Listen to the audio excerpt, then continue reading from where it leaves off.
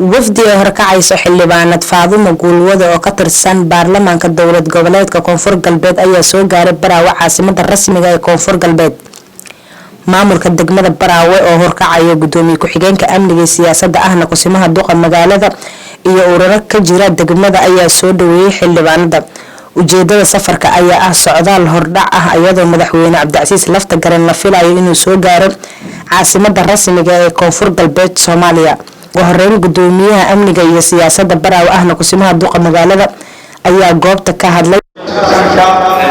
gudoomiyaha bulshada xogayaha dowladda hoose baad saxaafadda dhammaan iyo markasharka iyo nabadda cabdiraxmaan oo saakin marka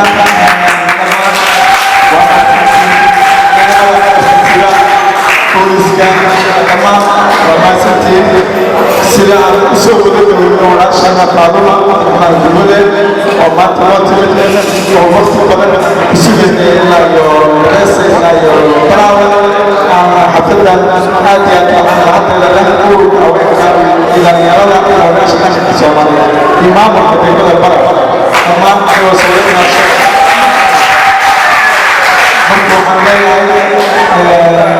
الشيء اللي هو الشيء مركو حرب الشيء اللي هو الشيء xildhibaanad Faadumo Guulwade ayaa iyadana sheegtay in wafdigeeda uu hordhac u yahay wafdi uu hogaaminayo madaxweyne Lafta Garan oo Baraawe ku soo wajahan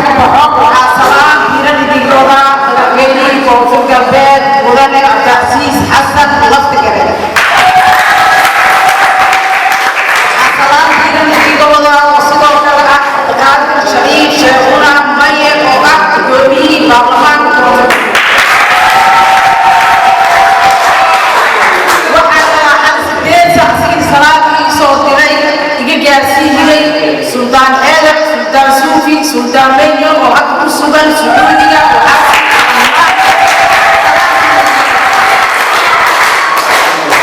سلام أصبحت أكبر أمني إذنك هذا هو نوضم بين دونا كذلك بيقول دونا وحي رادين دولمنا أنيق وحق السعودة فردعا هاي وفدي مدحوينها ومفر قلبين أيات جمال برا وصوتها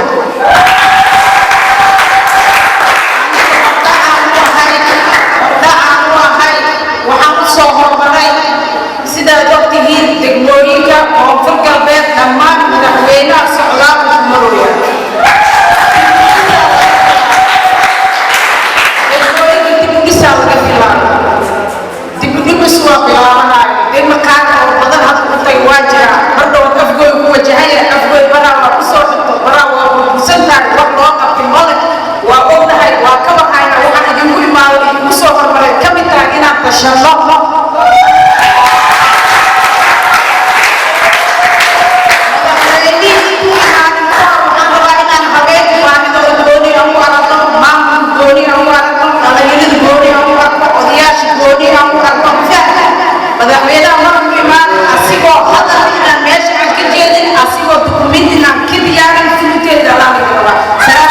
هلا حلا جنو KJS TV Baraawe.